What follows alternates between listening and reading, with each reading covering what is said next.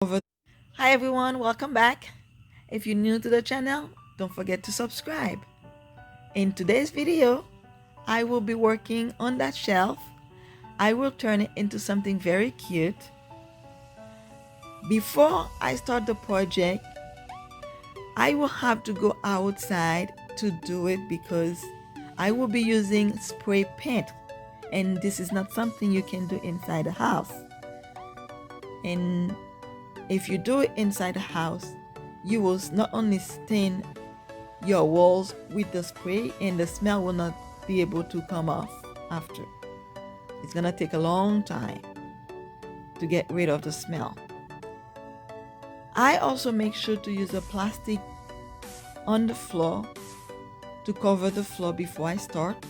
That way I will not stain the floor with the paint. I also use something to cover my hair, and I'm wearing a face mask so I will not smell the spray paint. You can also use a goggle to protect your eyes from the paint.